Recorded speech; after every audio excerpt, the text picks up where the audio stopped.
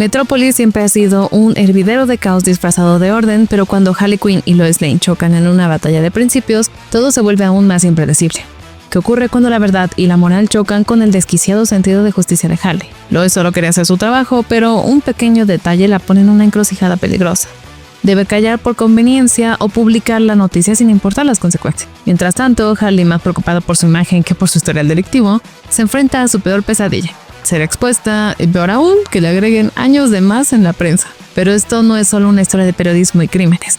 Entre secuestros accidentales, discusiones teatrales y un musical inesperado, la realidad se retuerce como un número de Broadway dirigido por un lunático. Con Brainiac observando desde su trono digital y Metrópolis al borde de una absurda crisis de identidad, Harley tiene que decidir si es una simple agente del caos o una antiheroína con un propósito. ¿Hasta dónde está dispuesta a llegar para limpiar su nombre? ¿Y qué pasa cuando incluso la antiheroína más anárquica se enfrenta a una verdad que no puede esquivar con una carcajada? Yo soy Gigi y te invito a desentrañar los secretos del sexto y séptimo episodio de Harley Quinn.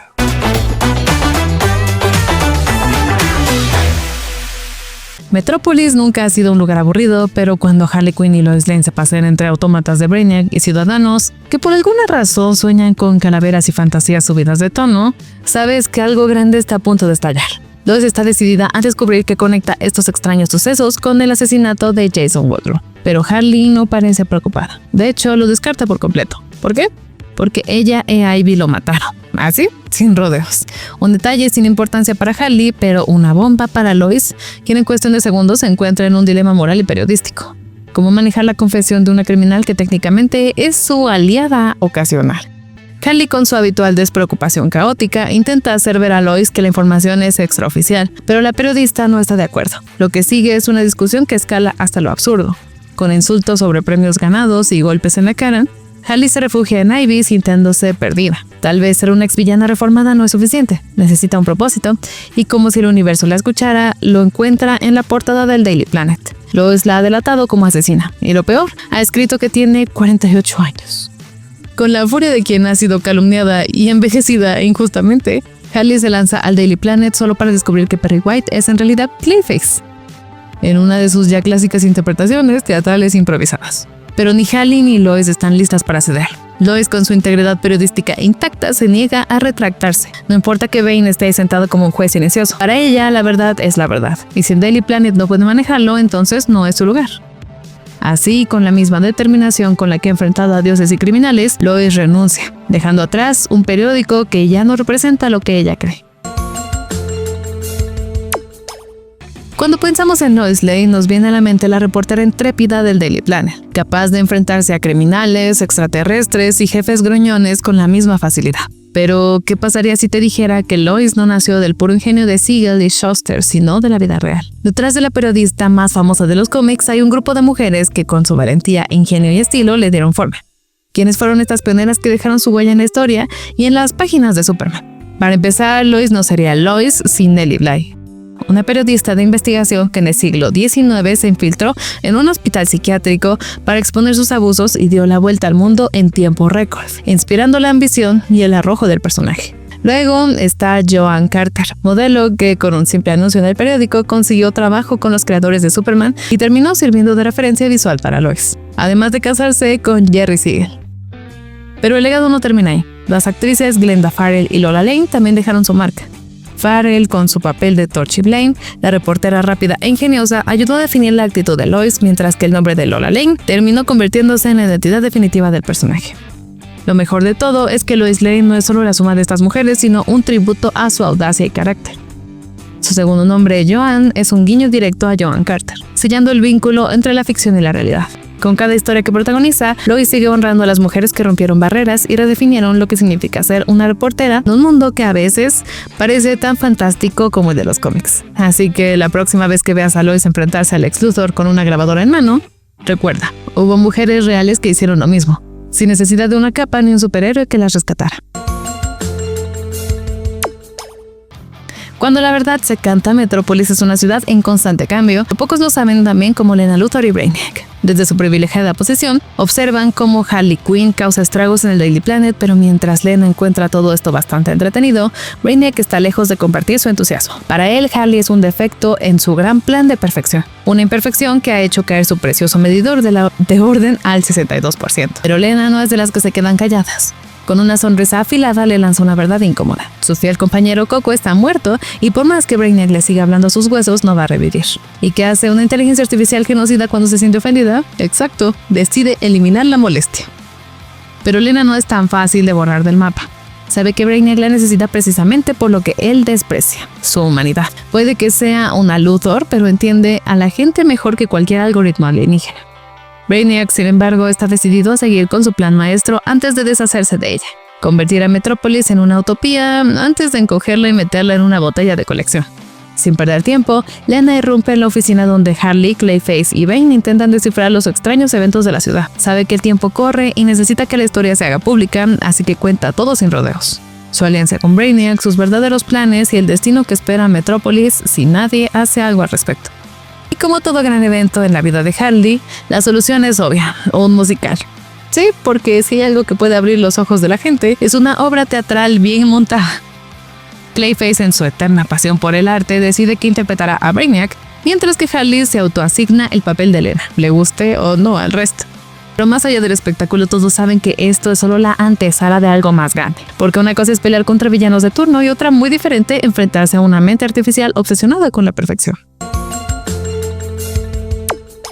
El mundo del cine de terror dejó una huella imborrable en los cómics y si hay un villano que lo demuestra es Clayface.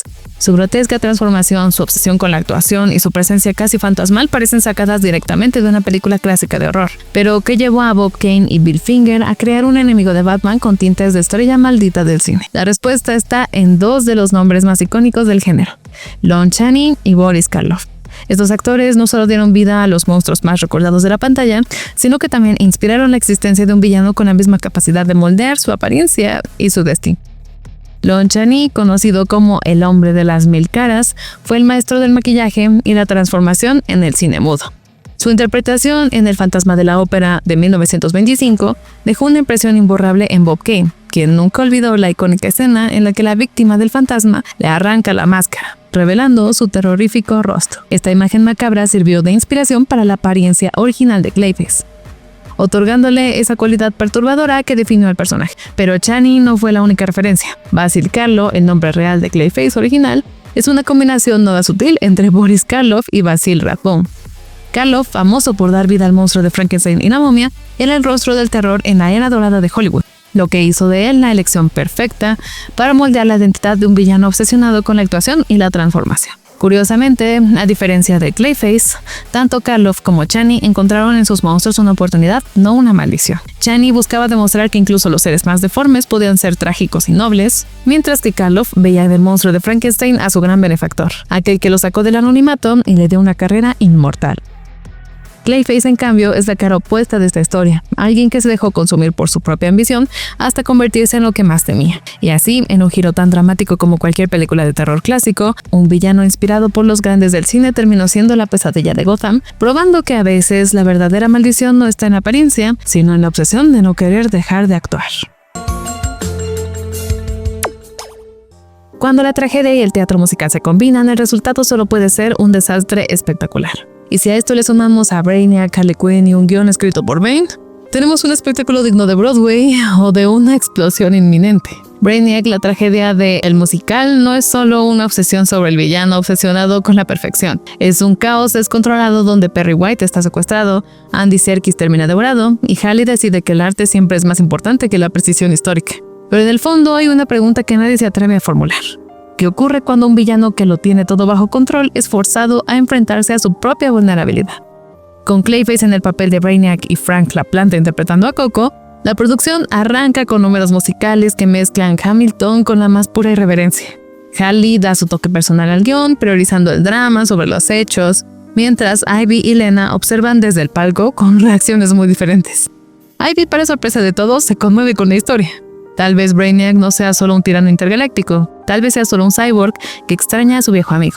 Lena, en cambio, no está de acuerdo. Brainiac es un monstruo y convertirlo en un protagonista digno de lástima es una distorsión de la realidad. Sin embargo, mientras la audiencia aplaude y la obra avanza, ocurre algo inesperado. Brainiac observa desde su nave, comenzando a cuestionarse. ¿Es un villano? ¿Es solo una víctima de la pérdida? ¿Acaso el público lo entiende? Por primera vez, el todopoderoso conquistador se siente solo. Pero el verdadero golpe emocional llega cuando Frank, en plena función, se desploma. Harley grita, Ivy corre a su lado, Lena insiste en que esto no estaba en el plan. Frank, con su último aliento, le dice a Ivy que la ama antes de marcharse de este mundo vegetal. La audiencia queda en silencio, la tragedia ha dejado de ser un simple acto en el escenario. Mientras Lena se aleja, el Brainiac desde su nave parece más vacío que nunca. La función se cierra con una certeza: ni la perfección ni el control pueden evitar lo inevitable. En el fondo, todos somos personajes de una historia que tarde o temprano se escapa de nuestras manos. ¿Qué sucede cuando el caos se mezcla con la emoción y la venganza? En un funeral donde las risas y las lágrimas se entrelazan, Harley Quinn se enfrenta a un misterio que ni siquiera ella pudo prever. ¿Realmente ha desaparecido Frank para siempre? Pero eso es solo un principio. Con una nueva amenaza acechando y secretos revelándose a cada paso, Harley e Ivy deberán tomar decisiones que cambiarán el destino de Metrópolis. Prepárate para un viaje lleno de sorpresas, traiciones y, por supuesto, mucha locura. Pero antes de pasar a hablar del 7º episodio, te invito a suscribirte al canal si aún no lo has hecho, ya que todos los días les traemos videos sobre la cultura geek. Y si te preguntas cómo puedes ayudar a que sigamos creciendo, es muy fácil. Un like siempre ayuda mucho. Y por supuesto, dejar un comentario para alimentar el algoritmo contribuye a que más gente siga llegando. El funeral de Frank the Plant comienza con un aire de tristeza, pero también de misterio, pues algo extraño está por suceder. Mientras Ivy, Harley y los demás intentan lidiar con la pérdida, una pregunta ronda en el aire. ¿Realmente se ha ido Frank para siempre? La respuesta podría ser más inesperada de lo que nadie podría haber imaginado. Con la presencia de personajes tan excéntricos como King Shark y Bane, todo parece indicar que este no es un funeral cualquiera. Entonces, ¿qué hará falta para llenar el vacío dejado por Frank? El funeral es un caos emocional disfrazado de ceremonia. Harley intenta darle un toque de dulzura al evento con un discurso sobre el sentido del humor de Frank, mientras Ivy, incapaz de encontrar palabras, se limita a escuchar. Pero en lugar de un ritual solemne, los asistentes reciben un video de Frank revelando su legado, que incluye su trapo usado con el que Ivy se seca las lágrimas. La absurda mezcla de sentimentalismo y comedia sigue con un ataúd que Harley baña en champán, mientras la tumba de Frank se convierte en un terreno donde la vida, en formas sorprendentes, no termina de decir adiós. Pero una verdadera sorpresa llega cuando una pequeña planta verde comienza a brotar. ¿Está Frank realmente muerto? La aparición de Frankette, una bebé planta creada con el jugo de Frank y el ADN de Ivy, marca un giro inesperado en la historia. Mientras Harley trata de calmar a esta nueva hija de Ivy, la situación toma un rumbo peligroso cuando Shaun, el hijo travieso de King Shark, decide que la pequeña Frankette es su próxima merienda. Pero lo más escalofriante de todo es la revelación de Lena. Brainiac, el monstruo cósmico, fue quien mató a Frank. Ahora, con el destino de Metrópolis en juego y la amenaza de que Brainiac embotelle la ciudad, las chicas deben tomar decisiones rápidas. Una cosa está clara: Frank puede haber muerto, pero su legado y la venganza apenas comienzan. Las plantas siempre han sido la verdadera pasión de Poison Ivy, pero en algún momento su amor por la botánica la llevó más allá de la simple jardinería. En un intento por combinar lo mejor de ambos mundos, creó a las Sporelings, híbridas entre humanos y plantas que no solo heredaron sus poderes, sino que también crecieron con una rapidez sorprendente. Lo que comenzó como un experimento científico terminó convirtiéndose en algo mucho más profundo. Ivy ya no solo era una villana reformada ni una científica revolucionaria, ahora era madre. Pero, ¿qué significa realmente criar hijas cuando tiene la capacidad de convertir todo lo que tocan en vegetación? Cada una de las Sporelings tiene su propia personalidad, moldeada tanto por su naturaleza como por sus experiencias. Thorn, la mayor, es la más reservada y ferozmente protectora de sus hermanas, con una actitud de guerrera que refleja sus difíciles comienzos. Luego están las gemelas Hazel y Rose, dos fuerzas de la naturaleza en sí mismas. Hazel con su espíritu fiestero y desinhibido, y Rose, la más dulce e ingenua, forman un dúo inseparable. Juntas, estas hermanas botánicas recorren Gotham, descubriendo el mundo y aprendiendo a manejar sus impresionantes habilidades, desde las cloroquinesis hasta garras letales y la capacidad de remodelar materia en vegetación. Pero más allá de sus poderes, lo que realmente las define es su conexión con Ivy. A diferencia de la propia Pamela Isley, que pasó años luchando con su identidad entre la humanidad y la naturaleza, sus hijas no ven esa dualidad como un conflicto, sino como una ventaja. Son el futuro de lo que Ivy siempre soñó. Una mezcla perfecta entre la belleza indómita del mundo vegetal y la inteligencia estratégica del ser humano. A medida que continúan apareciendo en los cómics, las Sporlings demuestran que no son solo una extensión del legado de Poison Ivy, sino algo completamente nuevo, y Gotham aún no está preparada para lo que traerán consigo. Desde el principio, todo apuntaba a Brainiac como el gran villano de la temporada. Después de todo, secuestró Metrópolis, mató a Frank y estaba a punto de embotellar la ciudad como si fuera una colección de souvenirs galácticos. Pero en el mundo de Harley, nada es tan simple como parece. Mientras Harley e Ivy se lanzan a su misión de venganza, la historia empieza a tomar un giro inesperado. ¿Realmente Brainiac es el verdadero villano o alguien más ha estado moviendo los hilos desde las sombras? Harley e Ivy irrumpen en la nave de Brainiac, listas para arrancarle cada circuito del cuerpo, pero lo que encuentran es un cyborg en plena crisis existencial. Brainiac, devastado tras aceptar la muerte de Coco, ha estado viendo Brainiac The Tragedy of, la musical, en un bucle infinito. Harley, incapaz de evitar sentir lástima, se distrae por un momento, lo que le da a Brainiac la oportunidad de lanzar su plan de emergencia. Si no puede embotellar Metrópolis, la incinerará. Con la ciudad al borde de la destrucción, Ivy toma el control y, usando las instrucciones musicales del propio show, encoge a Brainiac en su propio frasco. ¿Problema resuelto? No. Bueno, no de todo. Los autómatas siguen atacando la ciudad y lo peor está aún por revelarse. Cuando descubren la grabación de la noche del asesinato de Frank, la verdad golpea como un tren. No fue Brainiac quien lo mató, fue Lena Luthor. En un giro maestro digno de una villana de alto nivel, Lena confiesa que su plan siempre fue manipular a Harley e Ivy para que vieran el verdadero peligro de Brainiac. Pero su ayuda para detener la masacre no es gratis. Le exige un favor a Harley, aunque se niega a decir cuál. Con Metrópolis salvada, Lena se adueña de la ciudad, dejando a Harley con una sensación de derrota. Pero lo peor viene al final. Los tentáculos de la nave de Brainiac se fusionan con Lena, conectándola mentalmente a la inteligencia artificial. Sus ojos brillan de un verde ominoso mientras levita, riendo magnéticamente. Puede que Brainiac haya sido neutralizado, pero el verdadero monstruo acaba de despertar, y Gotham no tiene la idea de lo que se le viene encima. Lena Luthor siempre ha estado a la sombra de su hermano Lex, pero cuando la desesperación lo lleva a usar tecnología kryptoniana para curarla, las cosas toman un giro inesperado. En lugar de recibir los poderes que tanto deseaba, Lena se encuentra paralizada pero más inteligente que nunca. ¿Qué hará una mente brillante atrapada en un cuerpo inmóvil? La respuesta es simple: venganza. Lena tiene un plan maestro y los clones híbridos que crea de ella y Superwoman son solo el comienzo. ¿Pero es Lena realmente la víctima aquí o hay algo más siniestro en sus ambiciones? Lena no se conforma con ser una simple víctima. Ella se convierte en Ultra Woman, el resultado de sus propios experimentos, fusionada con la tecnología de guerra de su hermano, en su búsqueda por destruir todo lo que Lex representa. Lena se convierte en una fuerza imparable, atacando Metrópolis con clones, desactivando la armadura de Lex y causando caos en cada rincón de la ciudad. No solo secuestra a su hermano, sino que revela que él mismo es el responsable de su condición. Una verdad devastadora, mientras se convierte en la nueva reina de la ciudad. Lena lanza un mensaje al mundo. Resistirse a ella es inútil, pero ¿realmente tiene el control? La caída de Lena es tan espectacular como su ascenso. A pesar de su poder y su ejército de clones, su ego y su necesidad de venganza terminan siendo su perdición. La traición de Viserys y la intervención de Superwoman y Lana Lang crean una oportunidad para derrotar a Ultra Woman. Mientras Lena está distraída enfrentando la verdad sobre lo que se ha convertido, sus enemigos lanzan un ataque que la derrumba. Su reinado como Ultra Woman llega a su fin cuando es capturada y llevada de regreso a las profundidades del LexCorp. Allí, Lex le promete encontrar una manera de ayudarla, pero también la encierra. Una vez más, Lena se enfrenta a la cruel realidad. Su búsqueda de poder la ha dejado atrapada en la misma oscuridad de la que trató de escapar. Metrópolis nunca había estado tan al borde del caos. Mientras un conflicto personal de lo más inesperado estalla en una escuela local, la ciudad se ve amenazada por los autómatas de Brainiac. Pero ¿quién está detrás de esta nueva amenaza? ¿Será el villano de siempre o hay algo más oscuro en juego? Con el destino de los personajes principales en juego, las tensiones aumentan y la verdad se desliza entre secretos y traiciones. ¿Hasta dónde llegarán Harley e Ivy para proteger lo que más quieran? La batalla en la escuela de inmersión holandesa de Metrópolis es épica y completamente caótica. Mientras Bane, Franket y Shaun intentan resolver una discusión de detención, todo se descontrola cuando los autómatas de Brainiac hacen su aparición. La escuela se convierte en un campo de batalla donde Bane, Ivy y Shaun luchan desesperadamente por salvar a los niños. Sin embargo, el verdadero giro ocurre cuando los autómatas se fusionan para crear un superautómata, llevándolos al borde de la derrota. Gracias a la promesa de Harley que hizo a Lena, los autómatas se detienen. Harley, incapaz de seguir ocultando la verdad, finalmente revela a Ivy lo que realmente ocurrió en la nave de Brainiac. La ayuda de Lena no fue un simple accidente, fue parte de un oscuro trato que ahora tiene consecuencias.